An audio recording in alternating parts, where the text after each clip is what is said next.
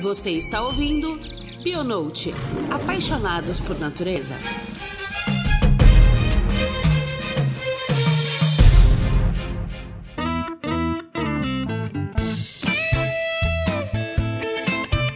Olá, queridos ouvintes, bem-vindos a mais um episódio do Bionote. Meu nome é Lucas Calado e hoje nós vamos continuar nossa série sobre profissão da biologia e vamos falar um pouco sobre limnologia. E para falar um pouco sobre essa área, nós trouxemos aqui o Rafael Resk, que é biólogo e sócio-diretor da RIMA Recursos Hídricos. E aí, Rafael, tudo bem? Tudo bem, como está? Bom demais. Também estamos aqui, nossos co-hosts, Juliana, que e aí, Ju? Tudo bem, gente? Rafa, muito obrigada por ter vindo. E também Cecília. E aí, Cecília, tudo bem? Oi, pessoal, tudo bom? Bom demais. E para começar esse assunto, que vai ser um assunto bem interessante, né? Vamos falar um pouco sobre tudo, como que é ser ser um limnólogo, né? E o Rafael vai contar um pouco aqui pra gente como é que é essa profissão, que vai falar um pouco como que é o dia a dia. Espero que tenha alguns assuntos bem engraçados, alguns menos carrapatos também, pelo amor de Deus.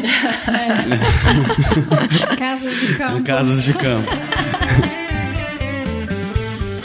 Mas para começar, Rafael, fala um pouco da sua história, se presente para os nossos ouvintes, de como é que você chegou até aqui. Bom, eu sou biólogo, formei na UFMG. E chegando lá, ciências biológicas é um mundo à parte, né? Porque é um curso que hoje eu acho que poderia dividir em 3 cursos diferentes. Tem a parte de genética, toda essa parte microbiológica, e tem a parte da ecologia, que me chamou muita atenção pela dinâmica do trabalho, por ser um trabalho que tem uma flexibilidade maior, uma hora você está em campo, uma hora você está em escritório. E dentro da ecologia, a parte de água, de recursos hídricos, me interessou bastante, me despertou interesse, por ser uma área que envolve um recurso importante que é a água. Então eu identifiquei isso ainda na faculdade, e fui aprimorando nessa área, estudando mais essa parte de água. Hoje tem muita coisa legal a ser estudada, tem muitas instituições oferecendo cursos bem bacanas, e segui. Depois de formado, resolvi fazer mestrado, daí já bem focado nessa área de limnologia, um mestrado em ecologia aquática, também na UFMG, e dele segui a vida na área aí de recursos hídricos, já dentro do setor privado. E por que você escolheu fazer biologia? Bom, tem alguma razão específica? Tem. Pessoal mais ou menos da minha idade, acho que quase todos entraram na biologia querendo fazer genética. Era na época do projeto Genoma, era um negócio muito interessante, despertou curiosidade pessoal de 18, 20 anos, todo mundo ficou muito interessado nisso, e eu fui um desses. Então eu entrei na biologia para seguir na área de genética. Mas dentro do curso descobri a área de ecologia, que eu achei fantástica. Então achei assim, muito dinâmica, muito bacana essa questão da possibilidade de conseguir contribuir com preservação ambiental, com os estudos de fauna e de água também. E dali trilhei pelo caminho das águas. Essencial, né? Essa parte da água. Ecologia é maravilhoso, né? Também é minha parte favorita.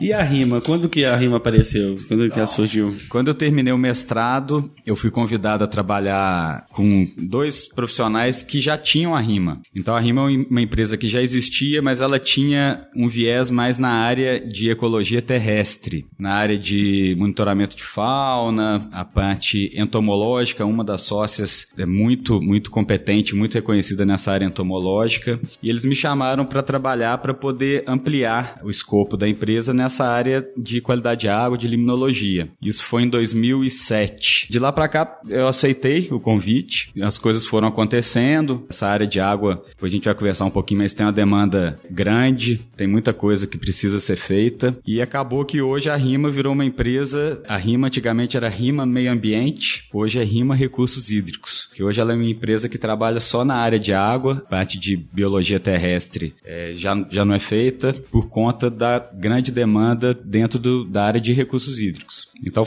a história na RIMA foi assim. Você entrou e transformou a empresa, né? Aos pouquinhos. Foi chamando a empresa. O recurso vital se transformou no principal ramo, né? Foi mudando.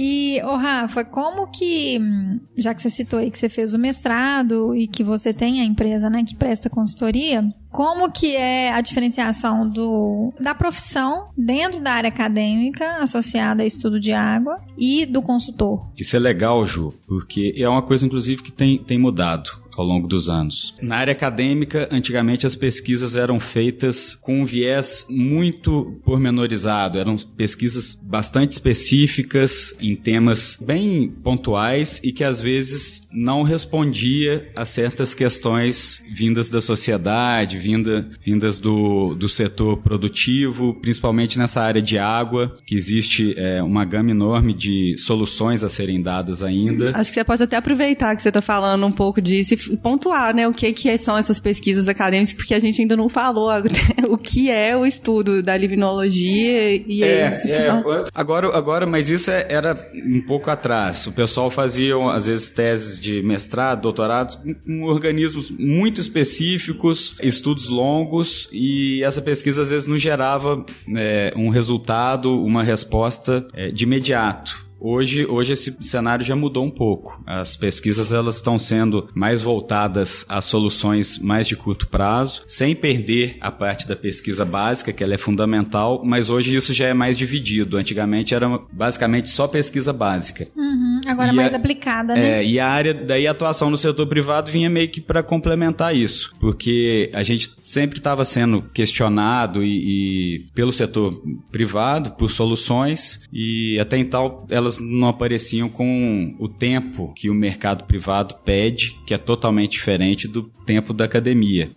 Disso entrou, nesse cenário entrou a participação no setor privado, justamente para tentar conseguir dar esse retorno um tempo mais rápido. No seu mestrado você não teve essa participação, né? Isso foi mais pouco depois. Por incrível que pareça, tive, Lucas. Você teve? Tive, que foi o que me antenou. Meu mestrado surgiu de uma demanda do governo federal para estabelecer áreas de criação intensiva de peixe dentro de alguns reservatórios de Minas. Legal. Principalmente nos reservatórios de Furnas e Três Marias, que são os dois maiores reservatórios de Minas e também do Brasil. Então ele levou essa demanda para a universidade, para a gente selecionar as melhores áreas dentro do reservatório, e isso viraria um projeto de fazendas aquícolas para incentivar a produção de pescado na forma de piscicultura dentro de Minas. Seria uma forma de gerar mais renda para os produtores locais e tal. Então teve essa questão privada. Isso me levou para o mestrado, eu juntei isso e mais uma demanda que eu queria trabalhar no Parque do Rio Doce, que é um universo bem bacana que a gente tem aqui em Minas, porque são lagoas dentro, assim, com diferentes estágios de preservação dentro da Mata Atlântica, e algumas totalmente intactas, muito bem preservadas, outras com presença de introdução de alguns peixes, tucunaré, piranha, e que desequilibraram toda a cadeia trófica, e isso refletiu lá na base da limnologia, nos organismos fitoplanctônicos, que são as algas, zooplanctônicos, que são alguns crustáceos, rotíferos, outros protozoários, alguns organismos na água. E eu queria ver como é que essa questão da introdução, o que isso causou nesses organismos. Então eu juntei os dois. Meu mestrado trabalhou essas duas áreas, foi bem legal. Legal esse direcionamento, né? De algumas pesquisas já serem aplicáveis desde da pessoa que está formando ali na graduação e querendo dar continuidade na sua pesquisa, no mestrado. Ter esse tipo de incentivo é bem bacana. E hoje eu vejo que o setor público, seja uma prefeitura de Belo Horizonte, um órgão do governo federal, eles estão provocando mais a universidade para dar essa resposta. E isso é muito legal. E o tema que você estuda ajuda, né? Porque a água é um recurso que é imprescindível para seres vivos, seres humanos, né? Queria que você falasse um pouco mais. Limnologia é o estudo de qualquer corpo de água doce. Limnologia, por definição, é o estudo dos corpos hídricos interiores. O que são isso? São as águas doces, sejam elas em córregos, rios, ambientes lênticos, que são as lagoas, reservatórios. Então, o estudo que envolve a qualidade de água, os organismos hidrobiológicos que estão ali presentes, eles estão dentro desse grupo da limnologia. Ou seja, a água que mantém a gente vivo, né? Sem dúvida. Fazendo a correlação, seria a oceanografia, é esse estudo nas águas dos oceanos. A limnologia envolve as mesmas áreas, mas dentro das águas que estão no continente, né? E tem uma questão legal, né, nessa área, porque houve uma mudança de paradigma, né? Até pouco tempo atrás, a gente acreditava que a água era um recurso infinito. Então, era muito comum, por exemplo, eu na minha infância, era muito fácil ver pessoas lavando passeio, com água, lavando o carro, enquanto estava lá ensaboando o carro, deixava a torneira ligada, não era preocupação, porque era um bem que não preocupava, não acabava. Hoje a gente viu que isso mudou. Hoje a água, ela vem tendo uma importância cada vez maior. Num curto espaço de tempo a gente está conseguindo ver mudanças muito perceptíveis, né? Seja em níveis de rio, seja em capacidade de abastecimento de reservatório. Então ganhou-se uma importância grande esse estudo. E só para pontuar aqui, eu não sei se todo mundo sabe, mas 97,5% da água do mundo é salgada, ou seja, imprópria para consumo.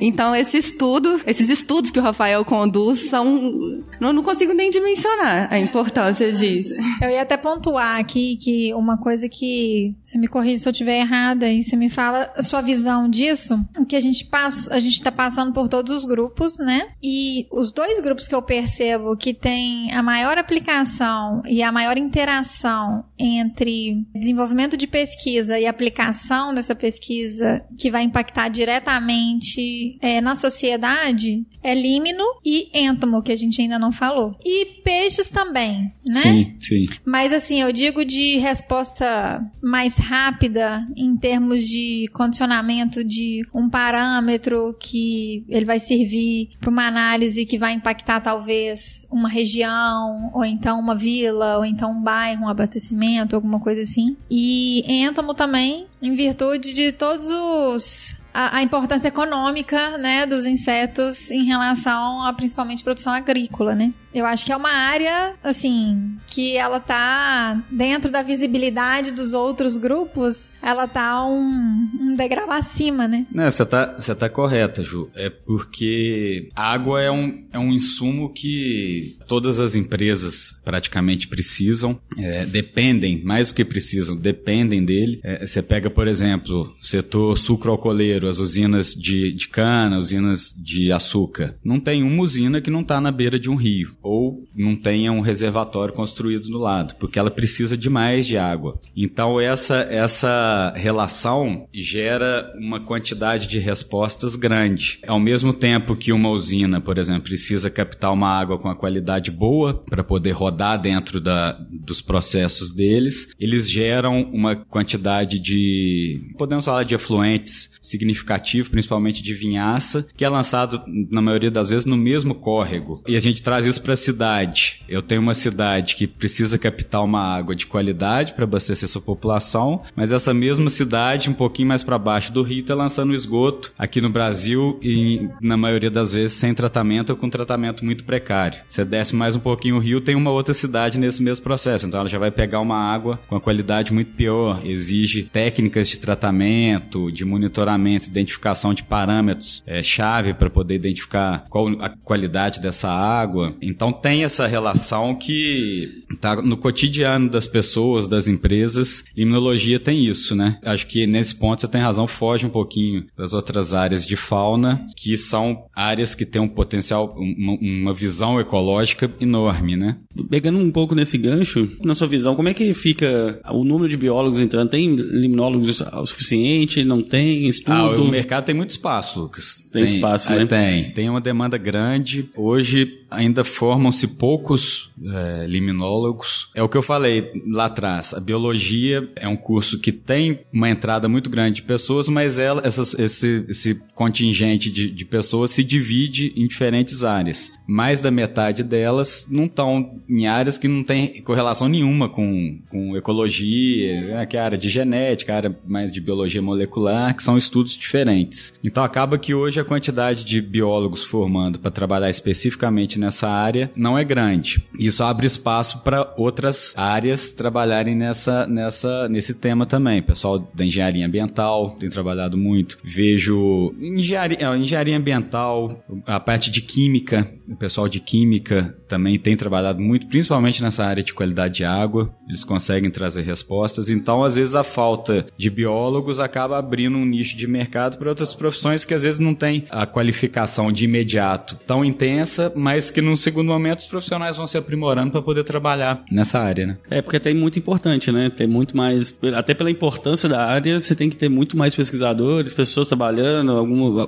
foco, né, nessa linha. Sim, com certeza. Você ter um pouco foco também dá um problema futuro. Tudo bem que um engenheiro ambiental, um químico consegue trazer resultados, análise, etc. Mas não é específico e não estuda isso e não pode trazer soluções maiores, talvez, ou novas ferramentas, alguma coisa. E tem uma área da limnologia que, por exemplo, ela é do biólogo. Falando da hidrobiologia, das comunidades aquáticas, são várias. Comunidade fitoplanctônica, que são as algas, que eu falei lá atrás, que hoje dentro desse grupo tem um grupo específico que tem tido uma importância enorme, não no Brasil, mas no mundo inteiro, que são as algas cianobactérias. Sim. Isso é um problema na maioria dos reservatórios urbanos, um problema de gestão.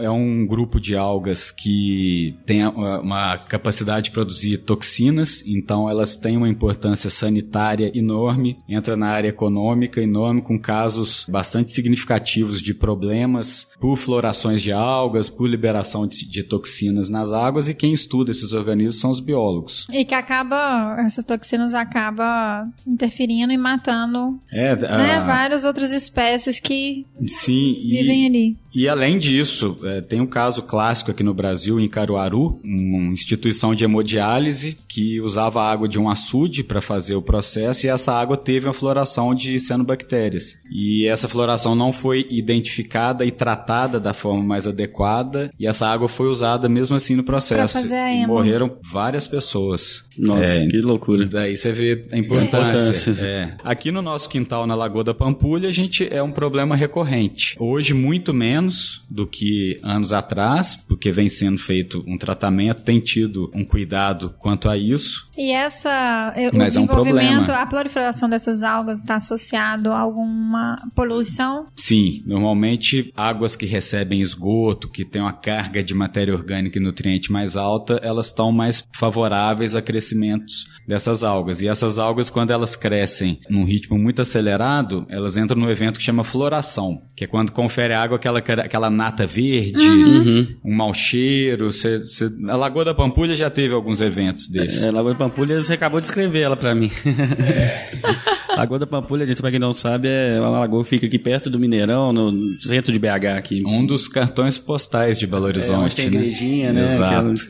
Então são esses fatores que favorecem. Isso dentro de um dos grupos hidrobiológicos. E são biólogos que estudam esses organismos. São os biólogos que têm formação para identificar as espécies, para fazer toda essa parte taxonômica. Se a gente vai na parte de zooplâncton, é a mesma coisa. Zooplâncton são micro-organismos presentes nas águas, microcrustáceos, rotíferos, protozoários, que têm uma importância enorme dentro da cadeia alimentar do corpo hídrico. São a base, exatamente. Eles fornecem um corpo hídrico com a base zooplânctônica mais rica, ele subsidia uma ictiofauna mais densa, mais diversa, e daí você já entra, nesse grupo você já entra na parte de espécies bioindicadoras que podem ser usadas no monitoramento de qualidade de água, espécies que, quando presentes, são um indício assim muito robusto de uma qualidade ecológica adequada, ao passo que outras espécies, quando presentes em densidades altas, são uma evidência clara de que essa água está tendo algum problema de contaminação por esgoto, por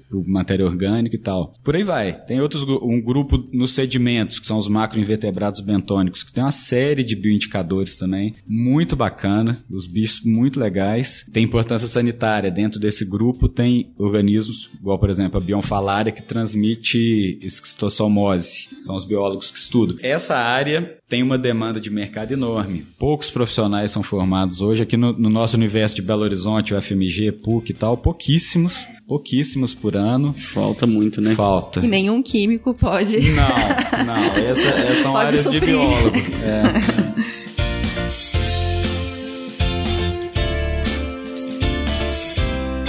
Rafael, a gente falou muito, acho que a importância de estudar a biota aquática, né? Eu acho que assim, como um todo. E a eu queria separar um pouco as duas áreas, porque basicamente a gente vai falar aqui da parte acadêmica e a parte de ser um consultor, tentar explicar os dois mundos diferentes. Eu queria começar um pouco com a parte de consultor, que é o dia a dia, vai pro campo, né? Aquela coisa mais como diz todo mundo, né? Que como o biólogo gosta, né? Porque tem muito biólogo que gosta. Se for pra ficar no escritório estudando, ninguém gosta. A gente começa a ficar muito tempo no escritório, começa a ficar inquieto, vai ter que arrumar uma coleta pra fazer. Começa a dar bruxismo. Então vamos falar um pouco como que é essa atuação do biólogo, o limnólogo, né? No meio de consultoria, como que funciona, qual que é o dia a dia dele, né? Tá, vou inverter a resposta, tá, Lucas? Tá. No meio acadêmico, a formação principal do biólogo hoje para trabalhar é na identificação das espécies. Sim. É uma gama enorme de organismos. Na parte fitoplanctônica são centenas e centenas de organismos. Só na parte das águas continentais, fora as oceânicas, que são outras espécies. Então, essa parte taxonômica é importante. E isso só a universidade que dá. Capacidade de identificar corretamente as espécies e tal. Até como combater essas próprias algas que você falou, até esse processo também, né? Sim, identificação delas e para combater. Sem dúvida, sem dúvida. No mercado privado, a principal atuação é você pegar esse conhecimento e trazer isso, seja para um monitoramento de qualidade de água, de limnologia. Então, você está fazendo um monitoramento de algum reservatório, por exemplo. Você identificou quais as espécies estão presentes. A principal resposta, além dessa lista, dessa questão da identificação, é o que essas espécies indicam.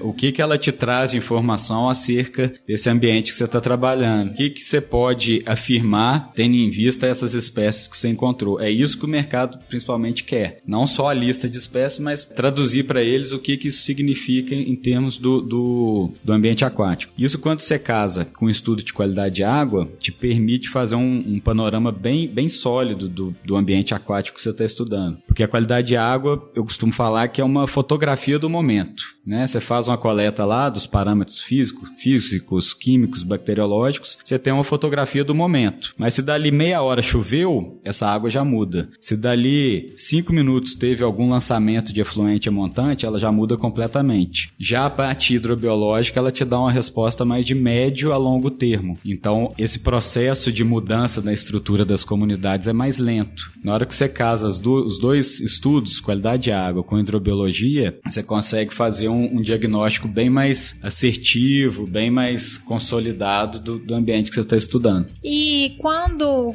você é contratado para fazer um trabalho, você é contratado para fazer, por exemplo, todo EIA, toda avaliação de impacto ambiental, ele primariamente precisa ter análise de água? Normalmente sim, Ju. Normalmente os estudos de licenciamento, eles conciliam qualidade de água, sempre tem, e o estudo dos grupos hidrobiológicos. Não é uma regra fixa, às vezes os grupos hidrobiológicos estudados variam, alguns, dependendo do tipo, do porte, da localização do empreendimento, pode-se estudar todos os grupos, fitoplâncton, zooplâncton, macroinvertebrados bentônicos, que são aqueles organismos que ficam no sedimento, macrófita aquática, dependendo do que for feito, se for ser um reservatório, é um outro grupo que está tendo uma importância enorme. A gente pode falar um pouquinho.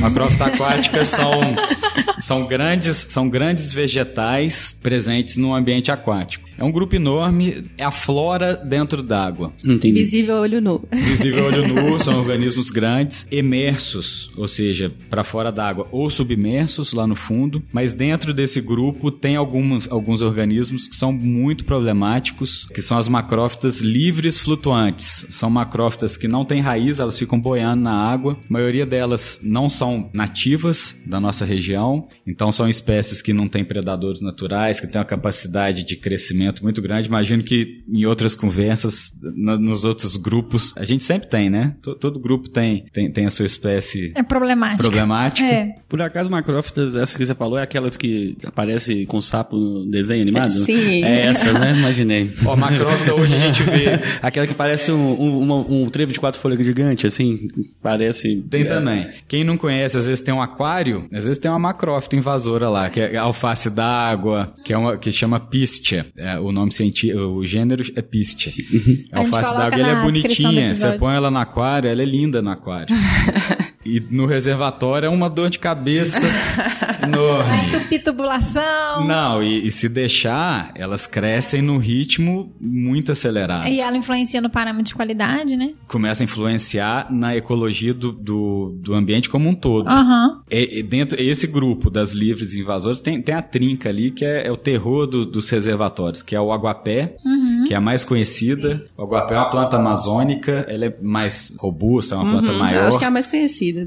Que cresce numa velocidade enorme, costuma dar muita dor de cabeça, porque chega num ponto que a retirada começa a ficar complexa. E se você não retirar, ela toma conta, vira um campo de futebol. Isso que eu já vi, tô vendo até pelo vídeo, pela foto aqui do aguapé. Aguapé eu já vi um rio. Na verdade, num condomínio que eu comprei um lote, tava completamente, assim, parecia que dava pra você andar tranquilo, assim, era um rio inteiro. Tem algum mecanismo que desencadeia o crescimento delas? São 3 fatores principais. Todos a gente costuma ter disponível. Primeiro é luminosidade e calor. Segundo é disponibilidade de matéria orgânica e nutriente na água. Então, ambientes que têm aporte de esgoto a montante costumam ser mais propícios a terem problemas com esses organismos. E o terceiro é um ambiente lêntico, né? Elas costumam se proliferar em águas paradas. Então, em reservatório, em lagoas, em rio, represas. Em rio é mais difícil porque em rio elas estão presentes, mas elas estão sempre descendo, elas não se acumulam tanto, né? A própria vazão do rio não deixa ela formar grandes blocos. Mas a partir do momento que você faz um barramento ali, você começa a ter o problema. Daí a importância do estudo na fase preliminar, para você identificar a presença dessas espécies e já fazer um prognóstico. Falar, ó,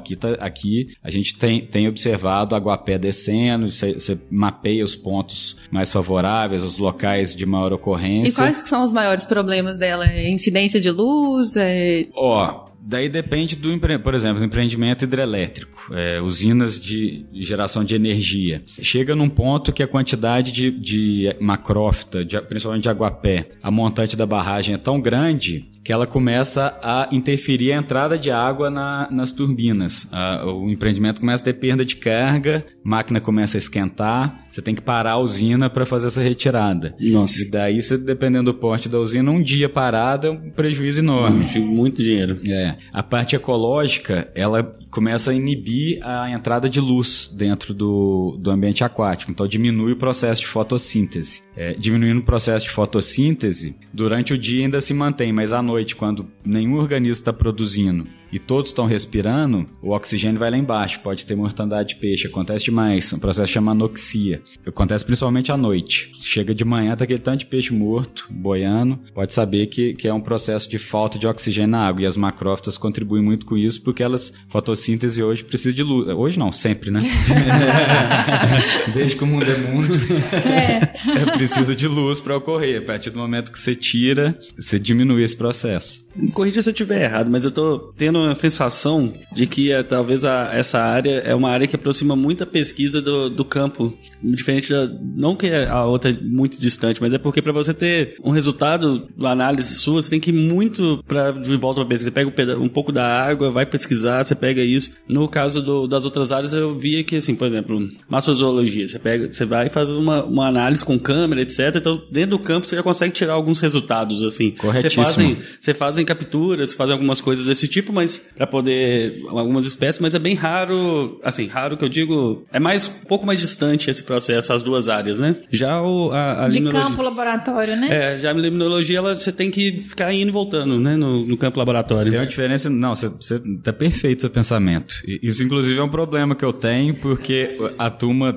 por exemplo, no processo de licenciamento, estipula os prazos para todos os grupos, são mais ou menos os mesmos. E o pessoal de fauna costuma sair do campo já com todas as informações que precisam para começar a fazer os estudos. Na parte de límino, não. Na parte de límino, você tem um processo a mais, que é a etapa de análise laboratorial, seja de qualidade de água, seja de identificação dos grupos hidrobiológicos, e isso leva um tempo. Isso normalmente, hoje, na faixa de 15 a 20 dias, para você ter os laudos em mãos, para daí você dar start no seu trabalho. Você volta do campo com as impressões da área, né, os registros e tal, mas não volta com resultados. Os resultados, eles passam por essa análise. Então, os prazos para trabalhar são mais curtos e, às vezes, a turma esquece disso. Eu fico até imaginando que talvez com alguns resultados você teria que voltar de novo para poder fazer alguma coisa ou não.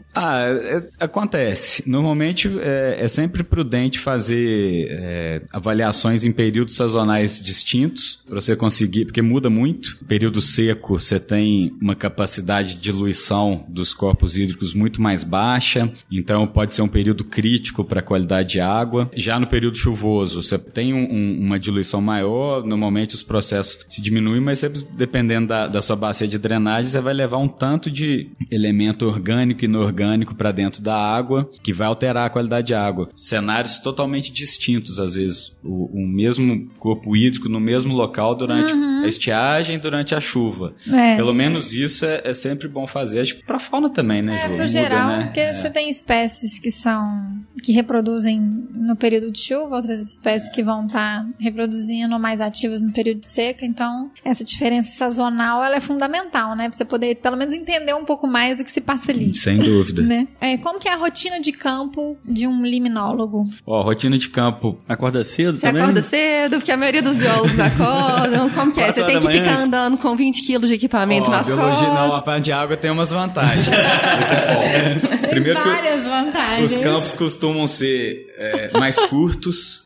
Eu vejo alguns grupos de fauna que ficam 15 dias numa mesma coleta. Em límino, para você ficar 15 dias, tem que ter uma quantidade de pontos bem considerável, o que não é o caso, não é o normal. Não preciso sair 4 horas da manhã, igual a turma de ornito. Você toma café, eu consigo pegar o café da manhã do hotel. O almoço também, né? E a janta, né? A gente consegue encaixar um horário mais comercial. Janta, com certeza. O almoço às vezes não, o almoço né? A gente pula, senão perde muito tempo. Mas consegue sair com o sol já iluminando bem, não precisa sair de madrugada. Então essa parte é legal. É uma rotina que normalmente envolve a parte de qualidade de água, então coleta, trabalhando sempre junto com algum laboratório que vai te fornecer material, frascaria e tal, para você fazer a coleta de qualidade de água, para identificar os vários parâmetros. Hoje existe uma gama enorme de parâmetros de qualidade de água, então você desenha essa lista do que vai ser analisado em função do que você quer, aonde você quer chegar. Você consegue tirar isso já no campo? Algumas coisas? Algumas sim. Então, além dessa parte de coleta de água para análise, hoje existe uma tecnologia bem legal já de sondas multiparâmetros, de equipamentos eletrônicos que te dão resultados muito acurados na hora. Então, parâmetros como oxigênio dissolvido na água, o pH da água, condutividade elétrica, turbidez, temperatura, são parâmetros que hoje são quase que obrigatórios de serem feitos em campo. Alguns outros, mais específicos, a gente coleta as amostras e encaminha para o laboratório. Isso normalmente é o começo da atividade. Depois você parte para análise das comunidades hidrobiológicas. Então, cada grupo desse, seja fitoplâncton, zooplâncton, os macroinvertebrados bentônicos, tem metodologias distintas de coleta. A gente que são feitas em campo, né? Para essas coletas usam-se redes de plâncton, redes draga para coleta de sedimento, ou rede Indê, que é uma outra rede para coleta de macroinvertebrado bentônico. Eu gosto muito de trabalhar, acho ela assim, dá um resultado super legal. Então você junta isso, qualidade de água, hidrobiologia, processo de fixação das amostras. Qualidade de água tem uma questão que é outra coisa que foge muito de límino para os outros grupos, que com a coleta de límino a gente está sempre correndo contra o tempo. Se tiver coleta de qualidade de água, é uma corrida contra o tempo e é uma engenharia de logística que sempre tem que ser pensada antes. Por quê? Alguns parâmetros você tem que estar com ele dentro do laboratório em menos de 24 horas. É isso que eu ia perguntar. Você chega a levar esses mini microscópios para o campo assim, para tentar agilizar alguma identificação ou não? Não, porque hoje essa parte de análise de qualidade de água, ela tem toda uma regulação do Inmetro. Mas diga até para biota. Para biota não. A biota é mais tranquilo, porque a biota você fixa as amostras, você tem um prazo mais dilatado para poder fazer. Então a gente coleta, fixa e traz para fazer em laboratório. Entendi. Agora a parte de qualidade de água, hoje existe uma norma do Inmetro e uma norma ISO, que é a 17025, que ela tem uma série de especificações quanto à acreditação dessas análises. A acreditação é um processo que vai permitir que diferentes laboratórios os resultados sejam comparáveis e que eles tenham um selo de qualidade. Então, hoje, um laboratório acreditado, ele tem um valor maior do que um que não é acreditado, porque esse acreditado passou por todo um processo de validação, de auditoria do Inmetro ou da rede metrológica aqui em Minas, que vai dar um carimbo, que a minha análise de óleos e graxas desse laboratório, ela é acreditada, ela tem um selo do Inmetro. Basicamente é isso. Até porque se você leva uma amostra, se um laboratório analisa ela em 20 horas e o outro passa a analisar depois de 48... Tem diferença. Vai ser completamente diferença. E daí, por isso, essa questão de correr contra o tempo. Porque como os laboratórios... A gente costuma trabalhar só com laboratório acreditado. Não dá mais hoje para trabalhar com laboratório sem ser acreditado. E se você estiver numa área... Daí entra a engenharia de logística. Vai jogando um pro outro, né? Aquela Escravos de Jó. Isso é uma loucura. Já trabalhei num projeto em Altazes, no Amazonas, que para você chegar lá, daqui de Belo Horizonte é avião, carro, barco. É tipo um dia pra você chegar lá. E lá tinham parâmetros com entrada em 24 horas. Então, o que a gente fazia lá? Olha que loucura.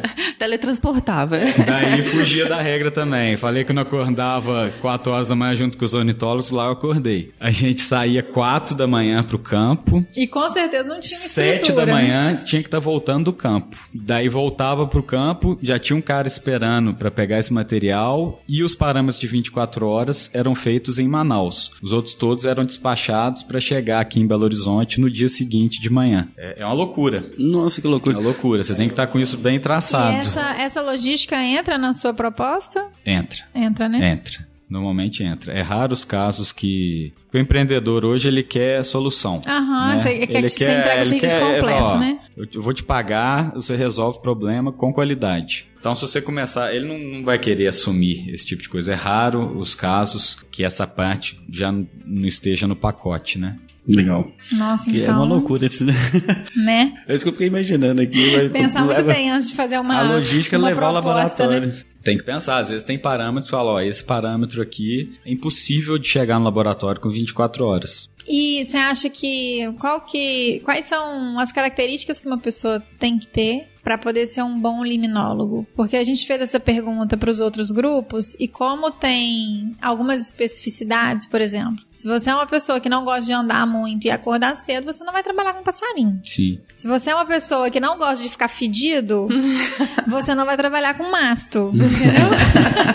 Então, assim, a gente tem algumas especificidades. Por exemplo, quem trabalha com peixe... Em água, às vezes, desculpa, Ju, às vezes você tá trabalhando num ambiente muito poluído e espirra aquela água na sua boca e você fala, nossa, hepatite. Você tem que trabalhar no esgoto, né? Faz sentido, realmente. Não tinha pensado... Então, saúde pública, né? Aí, quando ele vai falando, a gente vai pensando naquele... Olha o biólogo, né? Não é nem que nojo, é hepatite. A gente vai, na hora que você vai falando, vai pensando naquele riozão, né? Aqueles rios maravilhosos, ele nadando lá nos rios, aí de repente ele fala do esgoto, né? Que vai trabalhar no meio do esgoto. Meu irmão, por exemplo, meu irmão é veterinário, ele fala assim, já vai lá colher uma aguinha, né? Mas cansa, porque você entra no carro, quando não é reservatório, você não tá no banco, você entra no carro, desce do carro, tira aquela tralha toda, caixa, frascaria, rede, não sei o que, sonda. Carrega peso, né? Carrega peso. Daí você entra, chega lá, faz a coleta, volta com isso tudo cheio, põe no carro, anda mais 1 quilômetro, desce, faz tudo de novo, não sei o que. Quando você fez isso 8, 9 vezes, você tá cansado. É lógico. De subir e descer de carro, de carregar peso. Próxima vez você fala, você vai lá fazer carinho no cachorro? Meu irmão sempre fala isso, vai lá coletar uma aguinha, né? Cadê o Pussá de pegar borboleta? O Pussá é a rede Eu fico lembrando de uma cena engraçada, acabou de falar do Cupuçá, velho. Quando teve uma matéria, acho que no Fantástico, da galera tá vendendo um ar pra China, e aí tá vendendo ar mesmo, ar, não sei, ar puro. Num potinho, num potinho. Ar puro num pote. Em algum lugar, era. E aí tava a repórter entrevistando o cara, né, na frente, assim, e lá atrás um cara igual louco, correndo com o Cupuçá, assim, ó, pra um lado e pro outro, pegando ar e jogando no pote, sabe? Que cena. Foi a cena mais engraçada que eu vi na minha vida, velho. E a repórter lá, sério, olha, tal, e a galera lá correndo atrás, pegando ar e colocando pote. Então, Rafa, quais são os atributos? Novamente dividindo em academia e setor privado. Se você quiser seguir na academia, tem que gostar bastante de trabalhar com microscópio. É uma rotina quase que diária. Esse trabalho com microscópio, identificação das espécies e tal. No mercado privado, eu já digo que você não precisa ser especialista em tudo, até porque é muito difícil, que são muitos grupos, dentro de cada grupo uma série de atributos, de especificidades, mas você tem que conhecer de tudo um pouco para você conseguir pegar essa informação e dar uma resposta. Então eu acho que esse viés de conseguir pegar um conjunto de informações, trabalhar ela e dar uma outra cara, ela é importante. No dia a dia, eu acho que é isso, assim, os trabalhos de Limno não são tão puxados igual de outros grupos de fauna, mas eles cansam também. Não é moleza, achar que vai sentar no barco, pôr um chapéuzinho, ficar lá tomando sol na cara o dia inteiro. Pescando enquanto coleta. Evento e tal. Não cansa, mas você consegue adaptar um horário mais flexível e os campos costumam ser menores. Então, eu acho que a pessoa tem que gostar, primeiro dessa rotina, né? Cada hora você tá indo pra um lugar diferente, isso eu acho que é bacana, isso eu acho que é uma das coisas legais. Tem gente que não gosta, mas eu também acho. Tem gente que não gosta, tem gente que gosta de rotina, meu trabalho é no escritório e tal, de tarde eu vou buscar meu filho e tal, não sei o quê. Limno, como todos os grupos de biologia, você tem esse dinamismo maior, né? Uma semana você tá aqui, outra semana você tá lá no norte, depois você tá trabalhando num relatório, daí acaba o relatório, já viaja pra outra cidade. Tem que gostar dessa dinâmica também. E tem que gostar também de ficar um pouco no escritório, né? Que é uma coisa que a maioria dos biólogos não gostam, né? Não, os biólogos não gostam. Alguns vão pra essa parte, né? Eu tenho muito amigo biólogo que já hoje só anda de roupa social. Fica no escritório, terceiriza até a área que eles fazem. Fala, não, eu gosto de ficar aqui no escritório, agora sou gestor. Já virou burocrata, né? Mas tem um trabalho, é só a área, vai lá e fala, não, vou terceirizar. Tô tranquilo.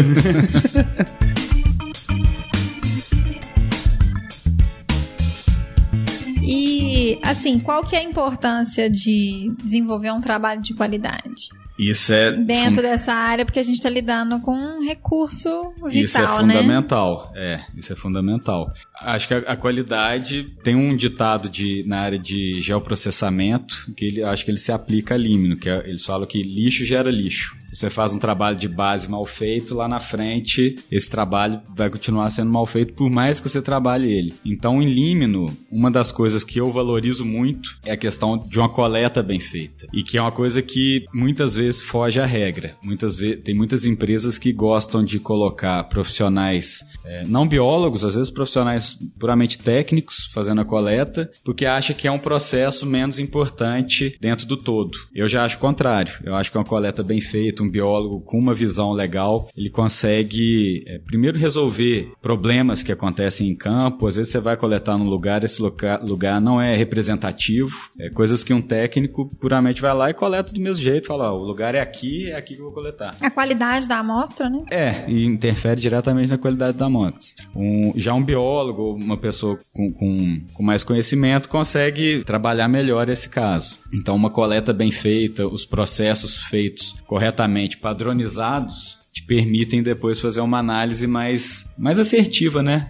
Fica mais fácil de você trabalhar esses dados. Então, acho que a qualidade na coleta, no trabalho de campo, ela é fundamental. Nas análises, idem. Eu acho que isso para todos os grupos, na verdade, né? Porque eu falo assim, não adianta você ter o seu dado base ruim, que não adianta você ter depois, com ele que você vai trabalhar. E não adianta você ter uma escrita boa para poder fazer um relatório bom com uma base de dados ruim. Exatamente. Como você vai fazer uma proposta mitigatória com os dados todos errados? Você não vai resolver nada. Exatamente, porque você não sabe nem aquilo que tá ali, né? O que foi extraído daquele local que vai ser impactado, né? Isso é importante. Na parte hidrobiológica, o profissional tem que ter conhecimento das espécies, senão as identificações são feitas de forma errada. Ou são feitas de forma muito simplificada. E isso reducionista demais. demais, né? Demais. E isso interfere demais. Uma análise bem feita, você chega no final, você tem uma diversidade de espécies muito maior, você tem uma riqueza maior, ao passo que outra feita com não tanto critério, você vai ter esses indicadores muito menores, né? Te passa a impressão que é um ambiente que tem algum tipo de alteração, e às vezes não é o caso, às vezes o problema está na análise. Então a qualidade ela é importantíssima. E você já passou por alguma situação de ter que corrigir algum trabalho que foi mal feito, que desencadeou alguma coisa importante, por exemplo? Eu já trabalhei com laboratório no norte, em São Luís, que nesse caso todas as análises eram deles, tanto de qualidade de água quanto dos grupos hidrobiológicos. E eram rios, assim, enormes, os igarapés, né, que tem uma riqueza gigante. A gente, visivelmente, você vê, você fala, ó, aqui tem bicho pra caramba nesse lugar. E chegava o laudo, tinha uma espécie, 2 espécies. Daí você vai trabalhar, sacanagem, caríssimas análises. As análises caras, chegava esse laudo, daí a gente questionava, falando, não, mas é isso que tem. Ao ponto que a gente pegou, mandou uma equipe daqui pra fazer a coleta, trouxe esse material pra cá, gastou, assim, o projeto não se pagou, mas a gente conseguiu trabalhar com um resultado mais real. E aquele lá parece falar, não, uma espécie, se eu for num córrego aqui que cai esgoto, que é puramente esgoto, eu acho mais que isso. Então... Não, e pede pra morrer, se o igarapé não dá. Tiver nada, né? Como é que você apresenta isso pro cliente, né? Tipo, você vai apresentar e falar, fiz um estudo aqui nesse igarapé que tem 200 metros de largura e eu achei uma alga. O cara tá esperando cento e tantas, achei uma. O igarapé tá morto, né? Tipo isso. E você já passou nessas coletas, né? Já que você vai coletar aguinha, como diria seu irmão. Você já passou algum perrengue de campo, assim, que já tirou de lição? Já passei um perrengue. Primeiro, assim, nunca entre na propriedade de alguém sem avisar. Por mais que quem tá te contratando fala que tá tudo certo. Eu já saí correndo com um cara pontando arma. Nossa. Não, vocês vão embora. Eu não autorizei ninguém a entrar aqui. Vocês vão embora. Eu falo, não, mas me falaram que estava autorizado. Esse me falaram é um perigo. Já teve uma vez que eu tava coletando em Delta, no Triângulo, e a polícia tava procurando uns foragidos. Nossa. E pro meu azar, o carro deles era da mesma cor que eu. Nossa. Que o meu. Só faltava você parecer com o cara. Tava lá tranquilo. Eu e mais um auxiliar de campo fazendo o trabalho. Quando vi, chegou 5 policiais. Eu achei que eu fosse tomar tiro. Nossa senhora. Deita no chão, vocês estão presos. Nossa senhora. Até explicar. Eu tô coletando aguinha. Eu mostrei o pulsar de pegar borboleta. Falei, não, eles estão trabalhando. Até explicar, foi tenso. Nossa. Então passa perrengue. Fora perrengue, assim, com bicho, né? Você deve ter mais casos pra contar que eu, né, Ju? Com abelha. Passam-se alguns, mas os prazeres das viagens, os locais diferentes que a gente visita, muita cachoeira, muito ambiente legal, às vezes ambiente que não tem nada de antrópico, né? Isso é muito bacana também. Você é muito barco, muito tempo de barco... Usa-se muito barco. O barco hoje normalmente é usado mais em trabalho em reservatórios, né? Que daí tem que ser de barco. Ou em rios muito caudalosos. O rio é muito grande, uma coleta na margem ela não é tão representativa como uma coleta lá no meio do rio, na calha central. Então a gente usa barco, nesse caso. Daí, dentro dessa parte de barco, você entra numa seara diferente também, que você pode usar o seu próprio barco. Ou uma coisa que eu gosto muito de fazer é trabalhar com o pessoal local. Porque como que você transporta o seu próprio barco? Só se for aqueles infláveis, sei lá. Se for muito longe, põe na carretinha e leva. Mas se for muito longe, se for de avião, chato. Não, de avião sem chance. Tem jeito. Eu fiquei imaginando, porque a Ju tem uma história aí que ela ficou quase 20 dias dentro de um barco na Amazônia, né? Eu fiquei em Trombetas. 20 dias morando no barco. Maravilhoso. Muita história pra contar, né, Ju? Fiquei imaginando isso, por isso que perguntei. Ficou mareada, não? Não, ficava tranquilona lá. E foi assim, nossa, eu vi tanto bicho, mas tanto bicho. E fiquei assim, não tinha uma luz, né? Não tinha poste de luz, não tinha nada, dormia na rede. Então, fazia escambo com a população ribeirinha, porque eles passavam, a gente tinha um gerador no barco. Aí tinha tipo frango congelado, essas coisas, porque a cozinheira ficava lá fazendo as refeições pras equipes. Aí chegava os ribeirinhos com peixe fresquinho. Isso é bom, né? Querendo trocar por frango. Falou, meu filho, pelo amor de Deus, leva esse frango embora. Um tambaqui de rio, né? Daí foi maravilhoso, mas um perrengue que eu já passei, que foi punk, foi no interior do Espírito Santo. Um caso meio policial, meio punk, assim. A gente chegou numa vila, era uma vila que tinha umas 20 casas só pra poder coletar, numa área que seria um porto. Aí a gente se apresentou na cidade, falando que a gente ia fazer coleta, e a gente faz coleta à noite, né? Então a gente precisa avisar todo mundo e tal. Aí tinha polícia rondando. Aí na hora que a gente chegou no único restaurante pra poder avisar que a gente ia chegar na cidade, blá blá blá, a polícia parou lá e o dono do restaurante virou e falou assim: olha, teve um assassinato aqui e jogaram o corpo em algum córrego ou poça, alagado que tem aqui, e a polícia tá rondando e procurando. E teve uma outra pessoa que ficou machucada, mas a gente ainda não achou ela. E falei, tá joia, né, gente? E eu coletando à noite. Aí eu cheguei numa área desertaça, assim, num brejo gigante, assim, fundo. Aí, na hora que eu voltei, aí eu já morrendo de medo de encontrar uma cabeça boiando, né? Nossa, imagina. Aí, era mais ou menos, tipo, meia-noite, assim, eu voltei pro carro, eu comecei a escutar um barulho. Aí eu falei, tá merda, que barulho que é esse? Um barulho, tipo assim... parecendo alguém que tava com dificuldade de respirar. Meu coração já disparou. Eu falei assim, pronto, gente, essa pessoa que tava machucada e que ainda não encontrou tá por aqui. Meu coração disparou. Aí eu peguei os dois estagiários e falei, gente, entra no carro agora e fecha o vidro que eu preciso pensar o que a gente vai fazer. Se eu vou procurar onde é que tá esse barulho, o que que é. E nisso, assim, eu já gelando, sem saber o que que era. Gente, falei, não, deixa eu ver, porque vai com uma pessoa que tá precisando de ajuda, né? Mas eu, assim, morrendo de medo, batendo lanterna, querendo descobrir o que que era. Gente, na hora que eu descobri de onde que vinha esse barulho, um cavalo deitado. Cavalo deitado é foda. Fazendo esse barulho. Que ótimo. Na hora que eu vi o cavalo, eu falei assim, não tô acreditando que é você, não. Mas aí era tenso, né? Aí, assim, a polícia virava e falava assim, olha, não fique na região até mais tarde e tal. Aí você pensa, né? Você já não tem muita segurança só por ser mulher. E ainda tá numa região que é uma vila minúscula e teve um assassinato. Você fala assim, gente, onde que eu tô trabalhando? Isso aí é o mais complicado de todos. Ficar atento. Em água a gente tem muito outro perrengue também que quando você falava, eu lembrei, Ju. Raio. Nossa! Que boa lembrança. Raio. E principalmente em reservatório. Assim, já esse ano mesmo eu tive um problema no reservatório. A gente entrou, tava o céu limpinho. Quando ele começou a ficar escuro. Mas tava longe. A gente, não, vamos seguir. É um reservatório que ele tem 30 quilômetros entre a barragem e o final, que era onde a gente ia. Não, vamos que tá tranquilo, tá longe as nuvens.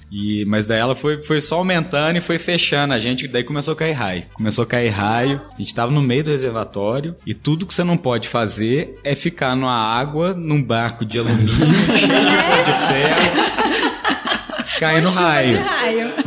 É pedir pra tomar um raio na cabeça, né? Chegou na hora que não tinha mais jeito. A gente levanta a mão ainda, né? A gente ficou cercado, daí encostamos o barco na margem, a gente tava em 3 pessoas e saímos. Daí eu fui seguir o protocolo, né? Pra cair no raio, fiquei agachado. E tinha um cara comigo, ele rachava de dar risada. Que mico você tá passando. Você tá pagando mico aí, velho. Só agacha, só agacha também. Prefiro pagar mico, vai ficar aqui. Com certeza, não tem ninguém te vendo, eu ficava agachado. Ele ficou lá andando de um lado pro outro, tomando chuva. Falei, vai pra debaixo daquela árvore lá então. Não, aí entra no barco de novo, vai pro meio da represa, então. O barco levanta os braços, né? Com o celular ainda. Foi bom que descontraiu. Ele rachou o bico, velho. Que mico que você tá pagando aqui. Eu sei lá, no protocolo igual de avião, né? Agachadinho lá esperando passar a chuva, só ouvindo a risada.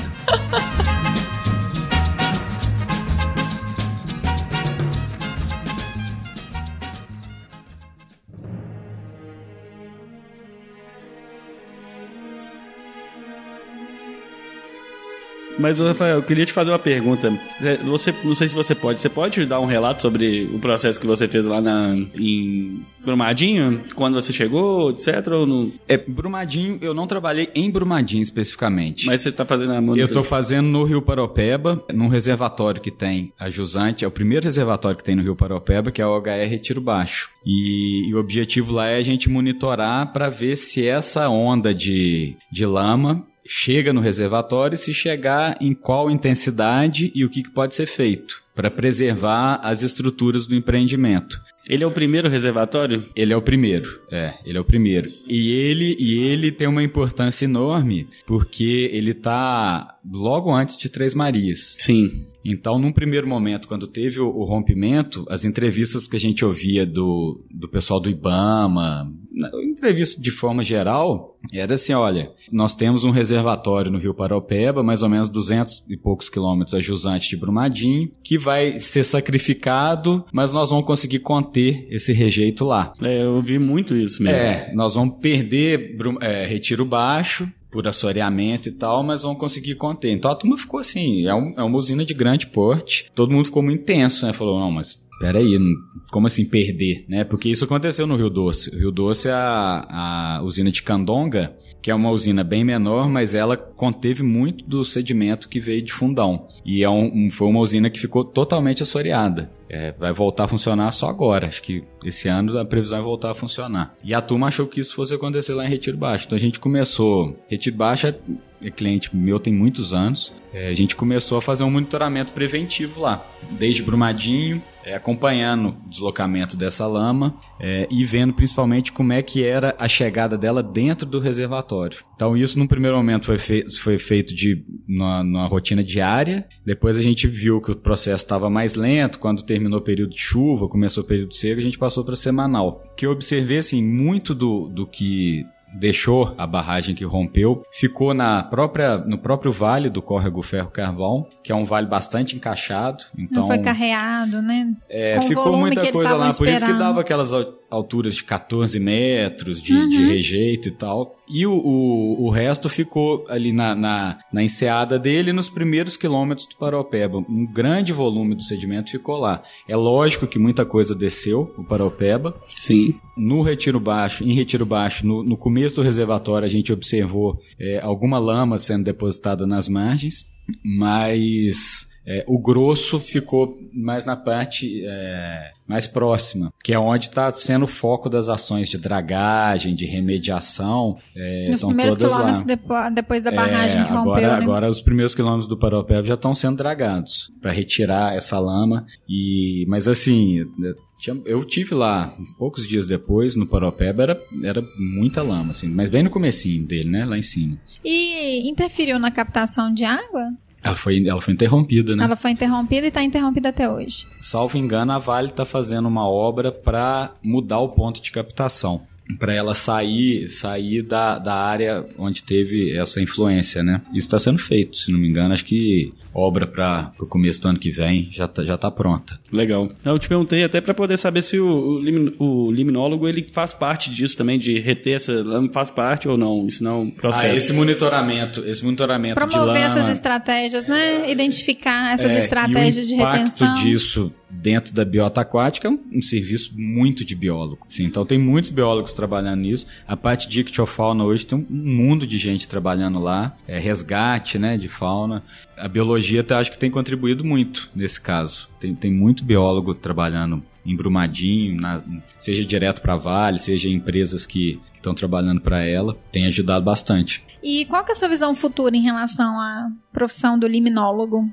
Ju, eu acho que é uma profissão que tem um futuro e tem uma importância grande, principalmente pela questão de escassez de água que a gente vem observando. Então, alguns processos, eles acho que os biólogos podem ajudar bastante, seja na identificações no âmbito de monitoramento, seja em outros processos que vão além um pouquinho, na parte de reuso, na parte de tratamento. Então, assim, eu acho que tem uma demanda grande. O mercado privado tem um mundo de questões para serem resolvidas. Tem muitas oportunidades, tem né? bastante demanda. Acho que é uma área que dentro da área da ecologia, assim, eu vejo ela num processo de transição, porque a parte tecnológica a limnologia era uma área mais conservadora em termos dos seus processos, dos métodos. Mas hoje a tecnologia vem entrando assim num ritmo absurdo, com equipamentos super bacanas que ajudam demais no tempo de resposta. Hoje a gente tem sonda que consegue identificar até algumas classes de organismos na água. Então uma análise que às vezes leva aí 10 dias, você consegue fazer ela quase que instantaneamente. Imediatamente. Na parte de qualidade de água, para uma série de parâmetros, aqueles que eu falei lá atrás, né, condutividade, oxigênio e tal, que hoje são obrigatórios de serem feitos em campo. A tendência é que isso aumente. Que a gente tenha prazos mais curtos, caminhando bem que o relatório de límino possa ter o mesmo prazo do de fauna, né? Que a gente vai chegar num ponto que vai quase que sair com esses dados em campo, sem perder essa parte taxonômica, essa parte básica da profissão, que ela é imprescindível, mas a tecnologia ela vem contribuindo com outras informações para você ter uma gama maior de trabalho. Eu acredito que é uma área que ainda... promissora, né? Acho que sim. É recurso básico de sobrevivência, né? Enquanto a gente precisar beber água. Enquanto não inventarem uma forma de criar água do nada, né? Ou, né, retirar sal de água oceânica de um jeito barato e possível. Mesmo assim, quando tiver acontecer isso, ainda vai precisar muito ainda, né? E além dessa parte, uma parte que hoje ela se divide entre a parte da engenharia sanitária, mas que os biólogos conseguem trabalhar, é a parte de efluente. Efluente hoje tem um mercado enorme, né? Nós ainda estamos muito atrasados em tratamento de efluente, seja no âmbito municipal, seja das próprias empresas. E esse movimento não vem aumentando, não? Vem, mas num ritmo mais lento do que era esperado, Lucas. Acho que falta investimento. Hoje, o que eu observo, por exemplo, em cidade? As cidades hoje têm verba para construir uma ET, para botar ela pronta, mas não tem verba para operacionalizar, para tocar ela, que também tem um custo isso, né? Os insumos, os profissionais. Então o pessoal constrói, fica aquela obra bacana, mas não tem dinheiro para tocar. Mesma coisa de não ter nada. Falta... É uma área a ser Eu falo, melhorada. Dinheiro é uma questão pontual, né? Porque falta mesmo vontade política de fazer acontecer e virar uma normativa, talvez uma obrigatoriedade, né? Para poder fazer esse controle de qualidade de água que está sendo escoada para todos os rios aí. Eu achei engraçado, assim, porque em São Paulo, eu acho que em 2013, 14, eu não lembro mais ou menos nessa época, teve um caos hídrico, assim, muito forte, sabe? O reservatório chegou, sei lá, a 5%. Cantareira. A Cantareira tava quase deserto, né? Deserto. E depois desse dia eu falei, não, agora que atingiu a grande capital de Brasil, todo mundo olhar e falar nu. Porque eu tava em São Paulo nessa época e a cultura é complicada, né? Eu vi as pessoas instalando a segunda caixa d'água, né? Em vez de economizar a galera. Eu vi uma galera fazendo isso. Instalaram uma segunda caixa d'água pra poder fazer, porque no final de semana realmente não tinha água. Cortava na sexta e voltava na segunda, né? Mas enfim, depois que aconteceu isso, eu achei que ia ter um movimento um pouco maior pra essa atenção, porque é sobrevivência, todo mundo sofreu. Não foi só uma parte da sociedade, foi todo mundo que sofreu, né? Mas não, então... Enfim. Choveu, né? Choveu, a turma esquece. Choveu e agora nós estamos em outra seca complexa aí. Memória de peixe? Você sabe que 2001 teve um caso muito parecido em São Paulo, né? Se você puxar matérias, eu acho que teve capa de Veja, assim, chegou na crise hídrica, foi a época do ano do apagão, 2001. Teve essa mobilização, mas daí no ano seguinte foi um ano de chuvas regulares. Daí o projeto sai de pauta, a turma esquece. Foi exatamente o que aconteceu esse ano. A gente só trabalha na urgência, né? Não existe planejamento. E eu vi um dado aqui que até 2025, se continuar o crescimento demográfico, 90% da água potável do planeta vai ser consumida por ser humano. Ô, gente, é absurdo.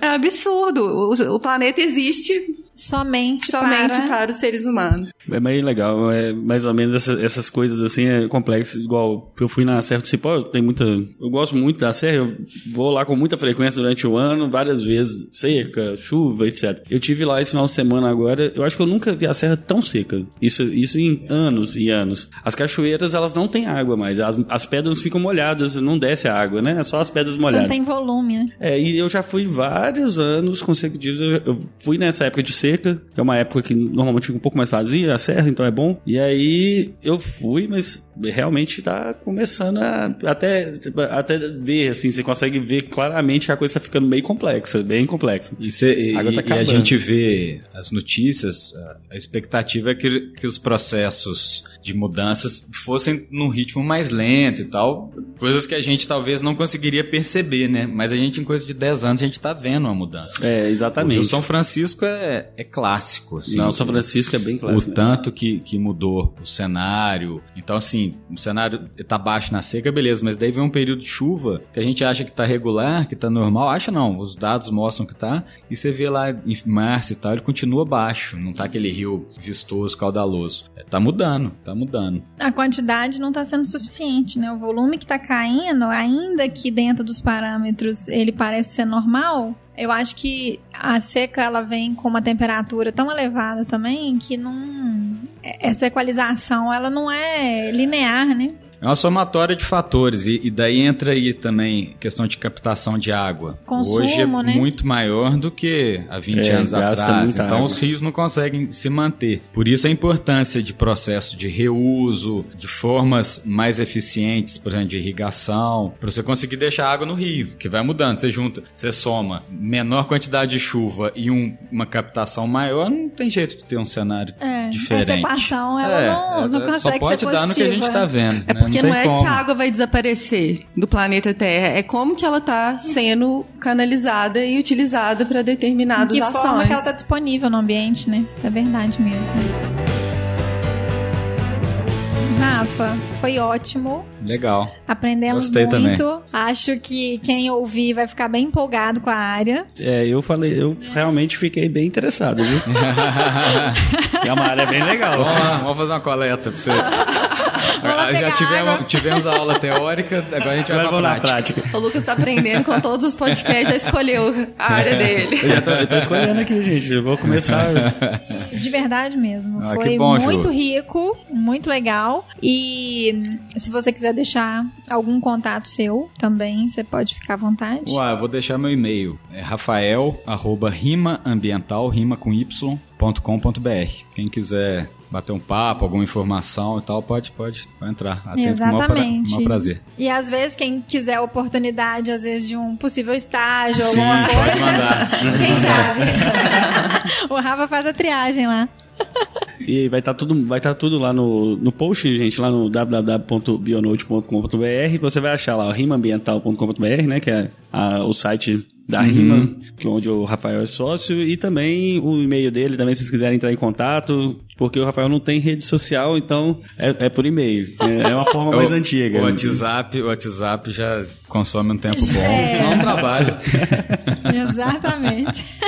Mas muito obrigado, Rafael. Muito obrigado mesmo. Foi Eu que muito agradeço. Legal. Muito bom, gente. Obrigado. E lembrando que o podcast do Bionote é da Log Nature, né? Uma empresa especializada em equipamentos para a área biológica e ambiental, onde vai ter bastante produtos de limnologia. Ainda a gente está procurando aí alguns fornecedores, organizando, né? Já tem um produto aqui, mas nós vamos aumentar. O Rafael deu altas dicas antes aqui agora, então que a gente vai dar uma procurada e quem trabalha nessa área vai ter bastante coisa. Mas se você não trabalha com limnologia também, trabalha com outras áreas, entra lá, lognature.com.br. Tem vários produtos, tem várias coisas novas, enfim, toda a área para fauna, toda a parte para outras áreas aí da biologia, tem bastante coisa que dá para vocês trazerem. E se não tiver o produto, entre em contato também no vendas@lognature, que também tem a gente vai atrás, né? Corre também, busca e dá um jeito.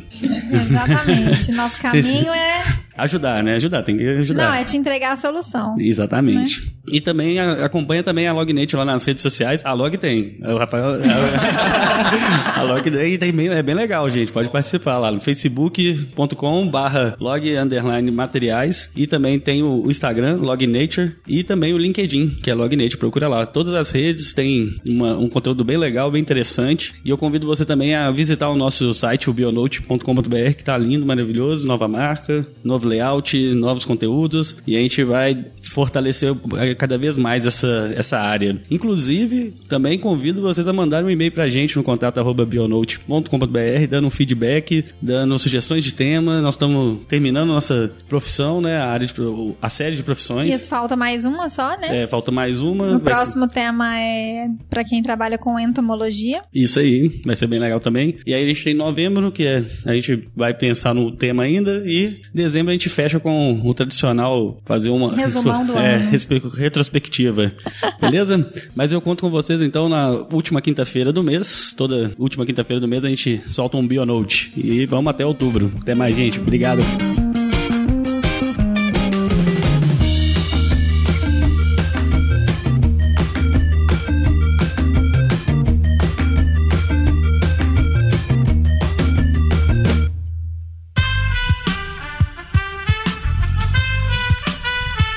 Este podcast foi editado por Aerolitos Edição Inteligente.